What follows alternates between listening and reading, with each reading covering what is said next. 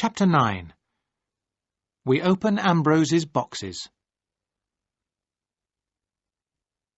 Now it was October, but the weather was fine, and my cousin Rachel was able to work in the garden.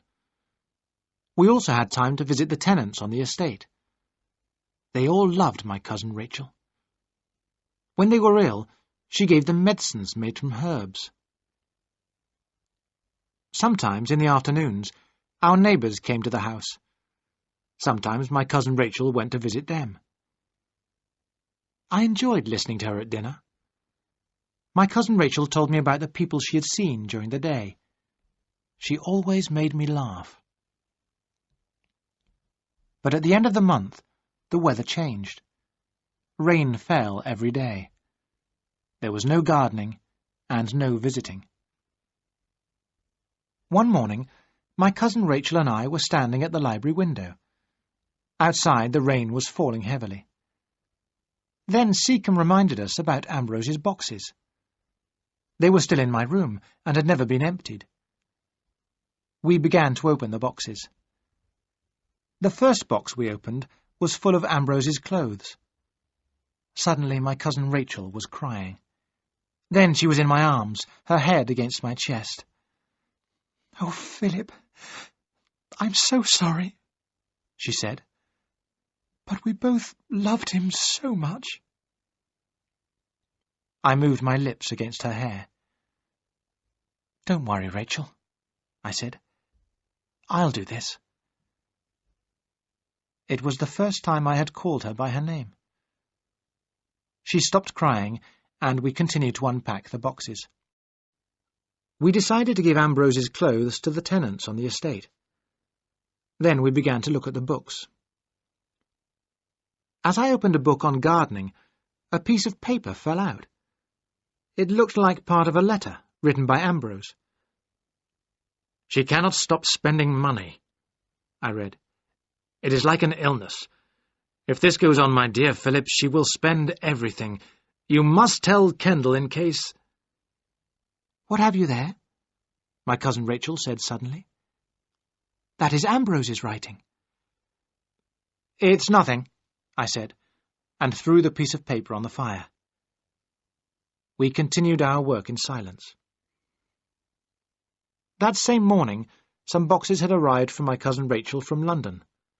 New dresses, perhaps. I remembered the words in Ambrose's letter. "It is like an illness. She will spend everything." After dinner, when we went to the library as usual, the most beautiful blue and gold cloth lay over the chairs. "Do you like it, Philip?" my cousin Rachel asked. "It's Italian. It will make beautiful curtains for your room." "Isn't it very expensive?" I asked. "Well, yes, but that isn't important. If you like it, take it, as a present from me." I thought unhappily about the letter, but I could say nothing.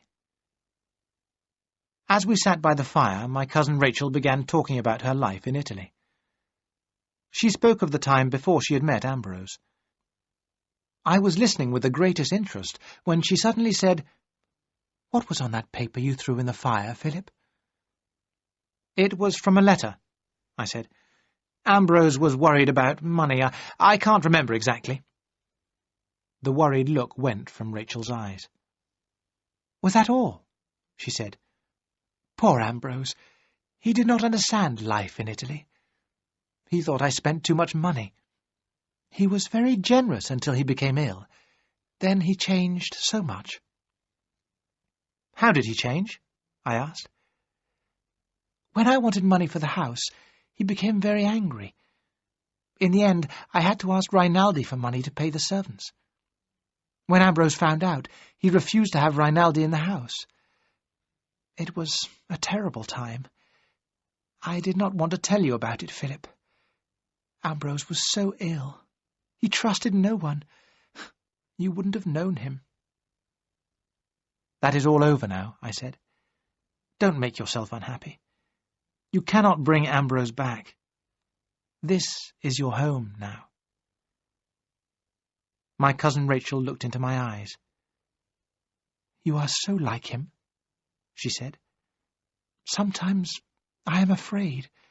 You must not change too." I took her hands in mine. "I will never change," I said. "And we must remember Ambrose as he used to be. This house belongs to all three of us now." "You are very good to me, Philip," my cousin Rachel said as she moved to the door. "I hope that one day you will be as happy as I was with Ambrose at the beginning." She went to bed, and I sat alone by the library fire. My terrible jealousy had returned. But now I was jealous of Ambrose. I was jealous because of the love that my cousin Rachel had given him.